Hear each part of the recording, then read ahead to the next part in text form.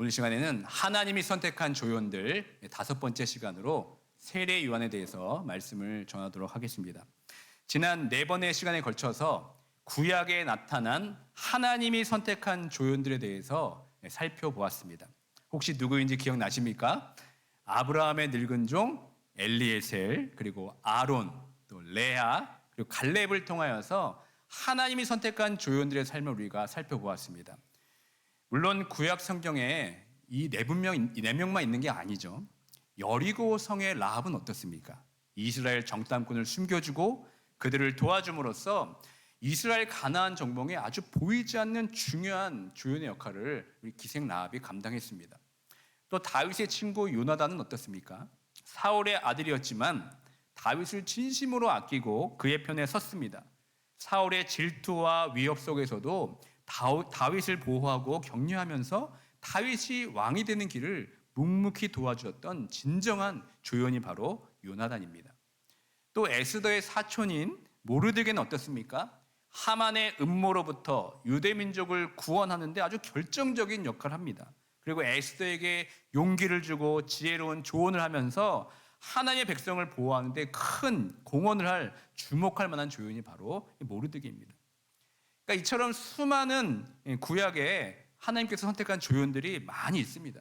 보이지 않는 섬김과 사랑과 희생으로 주연을 빛내게 하고 하나님의 나라를 이루는데 이들이 사용이 되었습니다. 그런 조연들은 구약뿐만 아니라 신약에도 있습니다. 보이지 않게 보석처럼 반짝반짝이는 조연들이 신약에도 많이 있습니다. 앞으로 제가 3번에 걸쳐서 신약에 나타난 하나님이 선택한 조연들에 대해서 말씀을 나누도록 하겠습니다. 그 신약의 첫 번째 조연이 바로 오늘 말씀 나눌 세례 요한입니다. 이 세례 요한의 삶은 처음부터 끝까지 예수님을 빛나게 하기 위한 단 하나의 목적으로 빚어진 한 편의 드라마와 같습니다. 그의 존재 이유는 오직 예수님을 드러내는 것이었습니다. 그런데 더욱 놀라운 사실은 그의 탄생조차 예사롭지 않았던 데 있습니다. 하늘로부터 섬세하게 계획된 특별한 출생이 바로 세례 요한의 출생입니다. 세례 요한의 출생에 대한 이야기는 누가복음 1장에 아주 자세히 기록되어 있습니다. 세례 요한의 아버지 사가랴는 유대왕 헤롯 때, 즉 제사장 신분이었습니다. 그리고 그의 아내의 이름은 엘리사벳입니다. 성경은 이들에 대해서 흠이 없고 모든 계명과 율례를 잘 지키는 사람으로 기록되고 있습니다. 그런데 안타깝게도 그들에게는 자식이 없었습니다. 그래서 그들은 하나님께 자식을 달라고 아주 간절히 기도했습니다. 그런데 어느 날 이 사가랴가 성전에서 제사장직을 수행하는 그 중에 가브리엘 천사가 나타나서 이렇게 말합니다. 그의 아내 엘리사벳을 통해서 아들을 낳게 해주겠다 라는 이런 하나님의 놀라운 계획을 전해줍니다. 그리고 그의 아들의 이름을 요한이라기까지도 알려줍니다. 사가랴는 너무나 놀랐습니다. 왜냐하면 자신과 아내는 이미 아이를 출생할 나이를 훨씬 넘겼기 때문에 그렇습니다. 그래서 이 사실에 대해서 믿음을 갖지 못했습니다.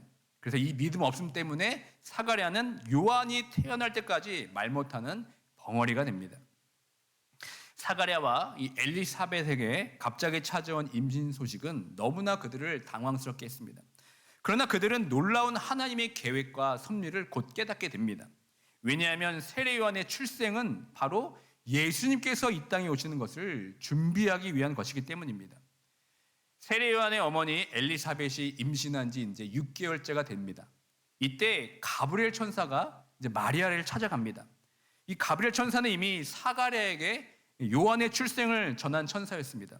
그 가브리엘 천사가 아직 결혼도 하지 않은 마리아에게 찾아가서 이렇게 말합니다. 너의 몸에서 성령으로 잉태될 아기가 태어날 것이다. 그의 이름을 예수라 하라. 마리아에게는 이 소식은 너무나 청천벽력 같은 소식입니다.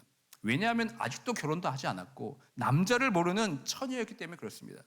그런데 이때 가브리엘 천사가 마리아에게 이렇게 말합니다. 다 함께 누가복음 1장 36절의 말씀을 함께 읽겠습니다. 보라, 내 친족 엘리사벳도 늙어서 아들을 배었느니라.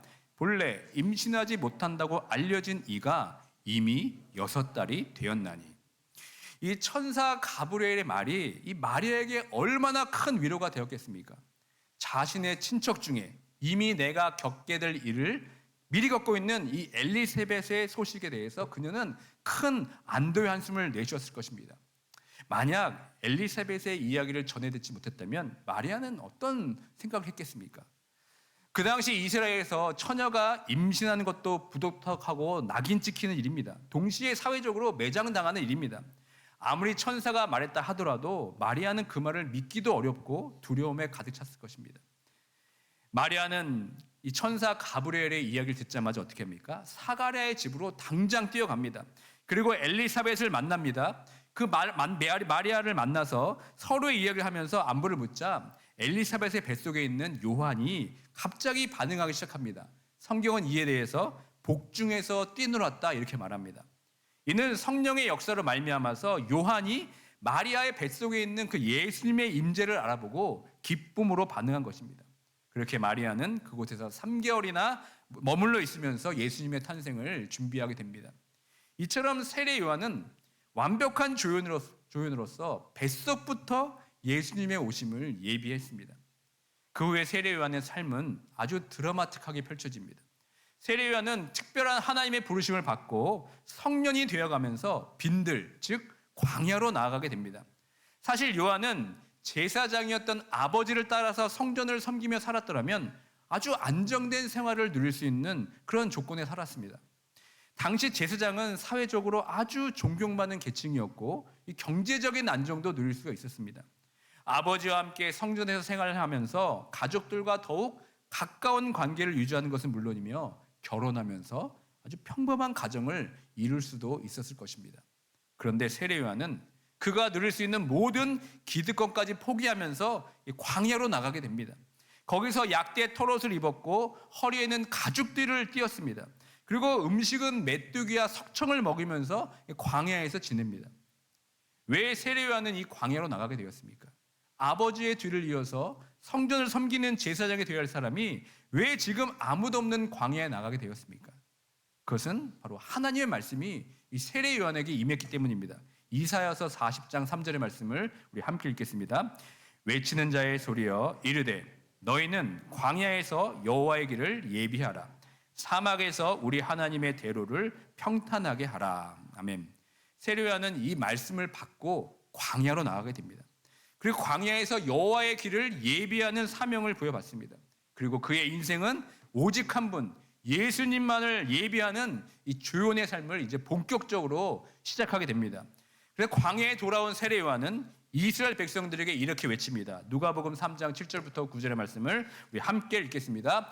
요한이 세례 받으러 나오는 무리에게 이르되 독사의 자식들아 누가 너에게 일러 장차올 진노를 피하라 하더냐. 그러므로 회개에 합당한 열매를 맺고 속으로 아브라함이 우리 조상이라 말하지 말라. 내가 너희에게 이르노니 하나님이 능히 이 돌들로도 아브라함의 자손이 되게 하시리라. 이미 도끼가 나무 뿌리에 놓였으니 좋은 열매 맺지 아니한 나무마다 찍혀 불에 던져지리라. 이 세례 요한의 이 독설 같은 외침은 오히려 사람들에게 큰 반향과 엄청난 기대를 가져다 줍니다. 왜 세례 요한의 등장이 이 외침이 왜 사람들이 반겼겠습니까? 그것은 이 세례 요한이 등장한 시기를 보면 알 수가 있습니다. 세례 요한이 등장한 시기가 어떤 시대입니까? 구약의 말라기 선지자 이후에 400년 동안 하나님께서 이스라엘 백성에게 침묵하셨습니다.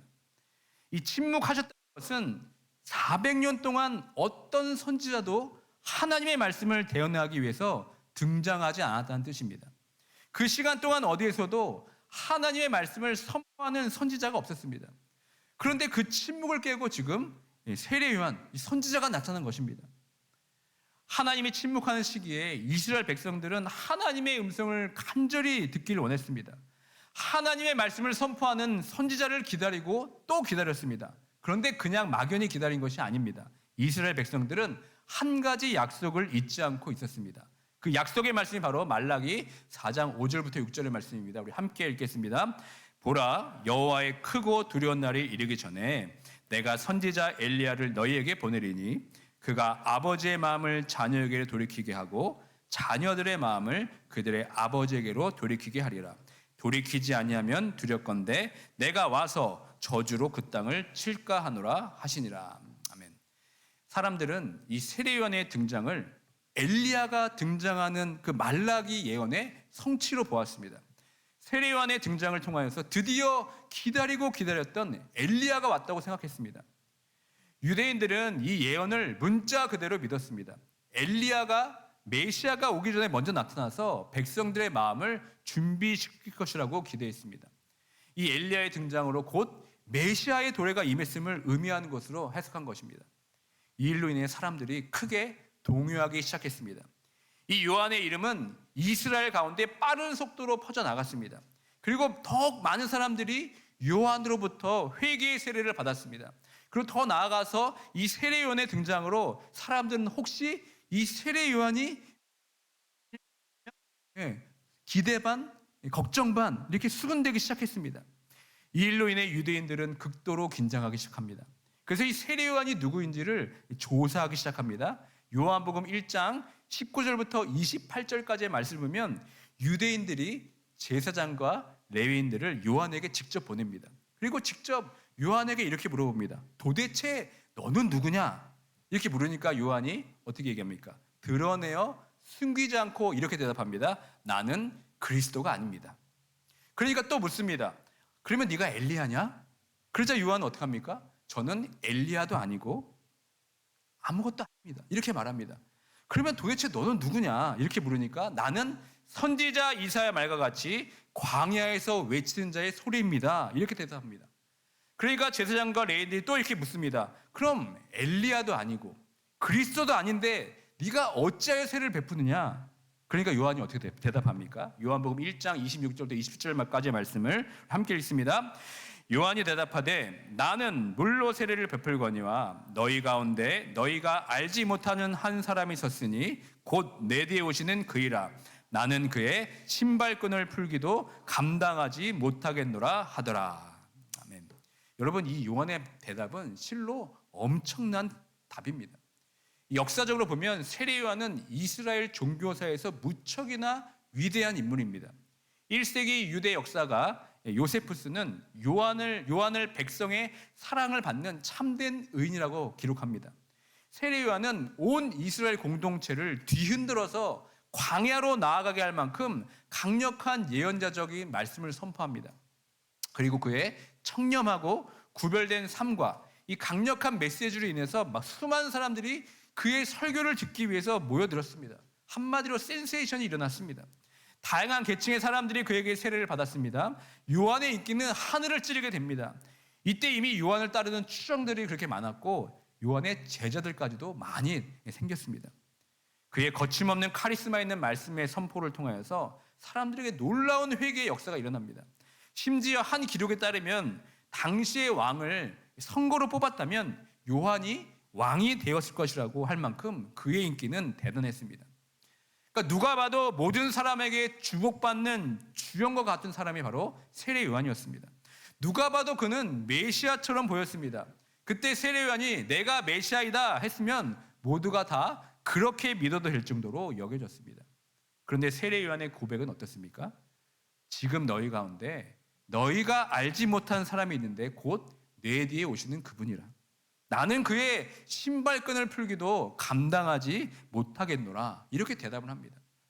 여러분, 그의 신발끈을 풀기도 감당하지 못했다라는 말이 어떤 의미입니까? 이 말씀은 약간의 표현의 차이가 있지만 마태, 마가, 누가, 요한복음 이 사복음서의 저자들이 다 기록할 정도로 세례 요한의 이 고백은 아주 중요한 고백이었습니다. 그 당시 신발을 신기고 벗기고 치워놓는 일은 일반적으로 천한 종들이 하는 일입니다. 이런 일은 명예로운 일이 아닙니다. 그런데 세례 요한은 이 일을 아주 당연한 듯이 명예로운 것으로 생각했습니다. 그리고 그 일조차도 자신에게는 어떻게 얘기합니까? 감당할 수 없는 일이라 이렇게 말합니다. 다시 말하면 나는 그렇게 예수님의 신을 벗기고 치워놓는 천한 종보다 못하다고 지금 고백하는 겁니다. 마가, 누가, 요한복음에서는 그의 신을 풀기도 감당하지 못하겠다 이렇게 기록하고 있지만 마태복음에서는 거의 신을 들기도 감당하지 못하겠다 이렇게 기록되어 있습니다. 그러니까 이 말씀은 세례 요한이 주님의 신발을 가져다 드릴 자격도 없다는 뜻이 되는 겁니다. 이 세례 요한의 고백이 여러분 얼마나 겸손한 고백입니까? 요한이 선포하는 독설과 같은 말씀을 봐도 알겠지만 요한은 굽실굽실된 성격의 소유자가 아닙니다. 불같은 사람이었습니다. 마치 먹이를 잡아먹는 젊은 사자가 표효하는 것처럼 말씀을 선포했습니다. 그리고 이 세상에 그 누구도 두려워하지 않았습니다.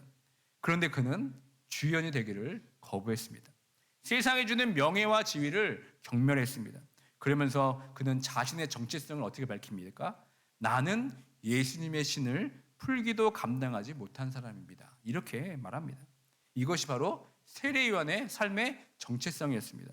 세례 요한은 끝까지 흔들리지 않았습니다. 사람들이 자신을 추앙하고 따르는 그 달콤한 유혹에 넘어가지 않았습니다. 오직 예수님을 주연으로 삼고 자신은 늘 조연이라고 다짐했습니다. 만약 여러분이 세례 요한이었다면 어떻게 되었겠습니까? 만약 제가 세례 요한이었다면 아마 상당히 많이 흔들렸을 것입니다. 교만이 하늘을 찌르게 될 것은 분명하며 사람의 반응과 관심에 하늘을 아마 둥둥 떠다니게 될 것입니다. 마치 내가 예수님이 된 것처럼 살았을지도 모르겠습니다. 제가 2013년에 미주 성시와 운동본부와 함께 미국에서 한국으로 전국의 대도시를 돌면서 찬양 연주를 간 적이 있습니다. 그때 여러분이 그 이름만 들어도 알 정도의 교회에 가서 한국을 대표하는 그 대형 교회에 가서 연주도 하고 특송도 불렀습니다. 그때마다 각 교회에서는 미국에서 왔다고 엄청난 환대를 해주셨습니다. 그 중에 가장 특별한 환대가 무엇인지 아십니까? 담임 목사님과 특별한 면담을 할 수 있는 특권을 가지게 된 것입니다. 저는 그때 너무나 큰 충격을 받았습니다. 제가 만난 대형교회 목사님들의 이 교회를 섬기시는 보면은 이분이 정말 교회를 섬기시는 분인지 어느 회사의 CEO, 회장님인지 분간이 잘 되지 않았습니다. 개인 비서는 물론이거니와 무엇보다 목사님을 성도들이 스스럼없이 만날 수가 없었습니다. 문을 몇 개를 통과해야 담임 목사님을 만날 수 있을 정도로 접근이 거의 불가능합니다. 그리고 교회 안에 목사님이 전용 엘리베이터가 따로 있습니다. 그리고 목사님만을 위한 주방장과 식당도 따로 준비가 되어 있었습니다. 목사님께서 예배당에 들어올 때 보면은 무슨 비밀 통로처럼 되어 있습니다. 목사님이 움직일 때마다 무전기로 서로 연락하면서 마치 007 작전을 하는 것처럼 보입니다. 그러니까 제가 볼 때는 예수님의 신발끈을 매기도 감당하지 못한다는 세례 요한의 고백과는 달리 오히려 그분들은 스스로 신이 된 것처럼 여겼습니다. 2년 전 넷플릭스에서 방영한 다큐멘터리가 있습니다. 나는 신이다 라는 다큐멘터리 혹시 여러분 보신 적 있으십니까? JMS 정명석이라는 이단의 교주가 자칭 신이 되었다라면서 저지른 만행을 고발한 다큐멘터리입니다. 이 영상은 사회적으로 아주 큰 반향을 일으켰습니다. 특히 나는 신이다. 제목 밑에 소제목이 하나 있습니다. 그 소제목이 무엇입니까? 신이 배신한 사람들 이렇게 적혀 있습니다. 여러분 이런 말 뜻이 무슨 뜻이겠습니까?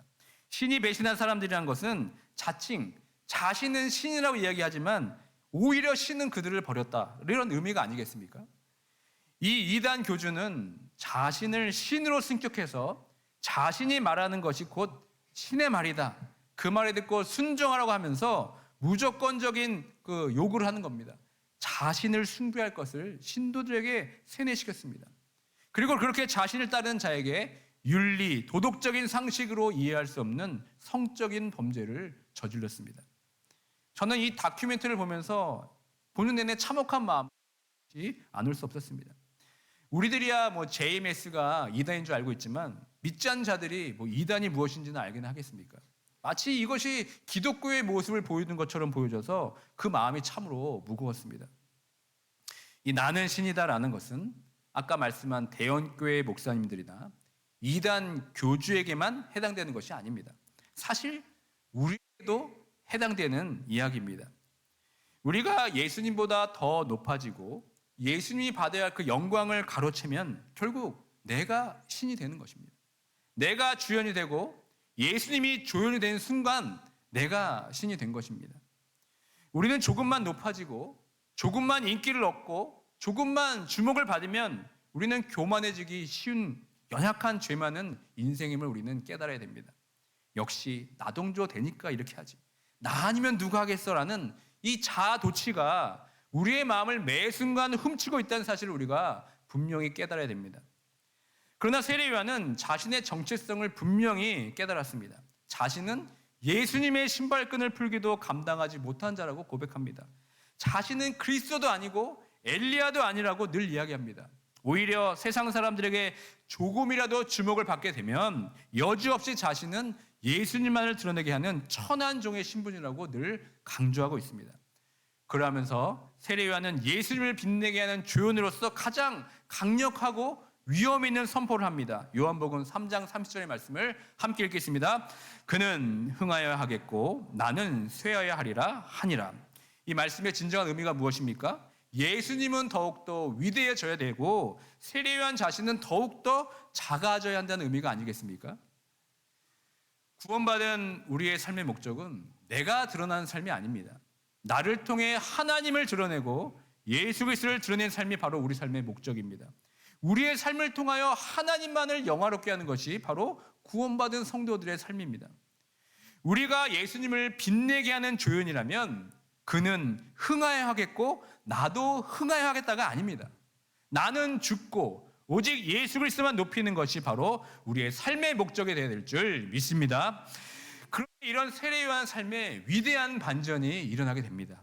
그는 흥하여야 하겠고 나는 쇠하여야 하리라. 이 고백을 하며 조연의식을 가지고 살아가고 있는 이 세례 요한에 대해서 예수님께서 놀라운 말씀을 선포하십니다. 마태복음 11장 11절의 말씀 제가 읽어드립니다. 내가 진실로 너에게 말하노니 여자가 낳은 자 중에 세례 요한보다 큰 이가 일어남이 없도다. 예수님께서 이 말씀하신 여자가 낳은 자 중에 세례 요한보다 큰 이가 없다고 극찬하는 인물은 성경에서 세례 요한 빼고는 아무도 없습니다. 백부장의 믿음, 가난한 과부의 헌신, 베드로의 고백을 듣고 칭찬하신 적이 있어도 여자가 낳은 자 중에 가장 크다고 하시면서 구약 시대의 모든 선지자들 포함해서 인간으로서는 받을 수 없는 최고의 찬사를 받은 사람이 바로 세례 요한입니다. 그렇다면 이렇게 예수님으로부터 극찬을 받은 이유가 무엇입니까? 구약의 많은 메시아이신 예수 그리스도의 오심을 예언했습니다. 그러나 세례 요한만큼 태어날 때부터 그리고 죽을 때까지 나는 그의 신발끈을 풀기도 감당하지 못합니다. 그는 흥하여야 하겠고 나는 쇠해야 합니다 라고 위대한 고백을 힘으로 드러내며 철저한 조연의식을 가지고 예수 그리스도의 길을 예비한 선지자는 그 아무도 없습니다. 여러분, 세례 요한의 죽음을 알고 계십니까? 그 세례 요한의 마지막이 어떻게 됩니까? 이 세례 요한의 마지막 모습을 이렇게 그리고 있습니다. 세례 요한의 죽음은 그의 등장과는 다르게 너무나 허무하게 끝이 납니다. 그 당시 갈릴리아 베레아 지역을 다스리고 있던 분봉왕 헤롯 안디바가 자신의 왕비를 버리고 동생의 아내 헤로디아와 불륜을 저지른 사건이 있었습니다. 그때 모두가 침묵했습니다. 그런데 세례 요한만은 참지 않았습니다. 그들에게 회개하라고 오히려 질책합니다. 이 때문에 세례 요한은 감옥에 들어가게 되고 헤로디아의 사주를 받은 그의 딸 살로메는 헤롯 안디바에게 세례 요한의 머리를 소반에 담아달라는 어이없는 요청을 합니다. 그래서 결국 이 그림처럼 너무나 허망한 죽음을 맞이하게 됩니다. 그때 세례 요한은 자신의 죽음에 대해서 억울하다고 생각했겠습니까? 그렇지 않습니다. 그가 선포한 것처럼 그는 흥하여야 하겠고 나는 쇠하여야 하리라. 이 선포를 마지막까지 자신의 삶으로 드러내었습니다. 세상이 볼 때는 너무나 비참하고 안타까운 죽음이지만 하나님께서는 그의 죽음을 귀하고 값지게 여기셨습니다. 여러분, 디딤돌이 무엇인지 아십니까? 디딤돌은 딛고 지나가기 위한 중간 역할을 하는 돌입니다. 영어로는 스태핑 스톤 이렇게 말합니다. 그러니까 우리가 가려고 하는 궁극적인 목적지로 갈 수 있도록 중간 역할을 하는 것이 바로 디딤돌입니다. 구원받은 우리들의 삶은 이 세례 요한처럼 디딤돌이 되어야 합니다. 예수님이 나를 통하여 흥하여지고 영광을 받게 되는 디딤돌의 역할이 바로 구원받은 성도들의 삶입니다. 그리스도인으로서 우리가 이웃과 또 교회와 세상을 섬기며 헌신적인 삶을 살아갑니다. 하지만 우리의 선한 행실로 인해서 사람들의 시선을 우리에게만 머물게 해서는 안 됩니다. 우리가 주목받는 것을 됩니다. 사람들의 시선이 우리의 선행이라는 디딤돌에만 멈추지 않고 예수 그리스도께로 향하도록 우리가 살아야 됩니다. 우리의 선행은 사람들을 예수 그리스도께로 인도하는 디딤돌의 역할을 해야 됩니다. 사람들이 이 디딤돌을 밟고 예수님께 나아가도록 도와줘야 합니다. 디딤돌 자체에 머물러게 하면 안 됩니다. 나를 밟고 나를 거쳐서 지나가야만 디딤돌로서의 의미가 있는 겁니다. 내가 최종 목적지가 되면 안 됩니다. 나는 디딤돌일 뿐입니다. 그러니까 나의 공로와 나의 자랑은 사람들에게 그저 밟혀서 없어지고 결국은 나를 통해 다른 사람들을 하나님의 선하심과 자비하심으로 이끄는 디딤돌과 같은 삶이 바로 우리들의 삶이 되어야 됩니다. 만약 내가 그런 사람들의 시선을 즐기고 그 사람들의 칭찬에 만족하고 그는 흥하여 하겠고 나도 흥하여 하겠다고 생각한다면 우리는 하나님을 빛내게 하는 디딤돌이 아니라 오히려 하나님의 영광을 가리는 걸림돌이 될 것입니다. 이 시간 나는 하나님의 영광을 위해 사는 디딤돌인지 아니면 내가 예수님보다 흥해져서 하나님의 영광을 가리는 걸림돌인지를 이 시간 여러분 돌아보길 원합니다. 디딤돌과 걸림돌은 한 끗 차이입니다. 겸손하게 다른 사람들을 하나님께 인도하는 디딤돌이 될 것인지 아니면 교만하게 하나님의 영광을 가리는 걸림돌이 될 것인지 우리 마음의 작은 차이에 달려 있습니다. 디딤돌은 그 자체로는 아름답지가 않습니다. 그저 사람들의 발에 밟히고 닳아 없어지는 것이 바로 디딤돌입니다. 하지만 디딤돌이 없다면 사람들은 목적지에 도착할 수가 없습니다. 우리들은 디딤돌이 되어서 자신을 낮추고 다른 사람들을 섬김을 통해서 예수 그리스도께 인도하는 닳아 없어지는 디딤돌이 되어야 될 줄 믿습니다. 나의 선한 행실은 사람들을 감동시키고 하나님을 향한 갈망을 불러일으킬 수는 있습니다. 하지만 그 시선이 나에게서만 멈춰서는 안 됩니다. 우리는 단지 하나님께 향하는 통로일 뿐입니다. 다시 한번 이 시간을 통하여서 우리의 공로와 자랑은 밟혀서 없어지고 오직 하나님의 선하심과 자비하심만이 드러나는 우리의 삶이 되길 주님의 이름으로 축복합니다. 말씀을 맺힙니다. 우리는 하나님 앞에서 늘 조연입니다. 하나님의 영광을 나의 삶을 통해 온전히 드러내는 조연의 삶이 바로 우리들의 삶입니다. 다시 한번 나의 삶을 이 시간 돌아보고 그는 흥하여 하겠고 나는 쇠하여 하겠다라는 고백이 우리의 고백이 되어서 우리의 영원한 주연인 하나님 한 분께만 영광 올려드리는 모두가 되길 주님의 이름으로 축원드립니다.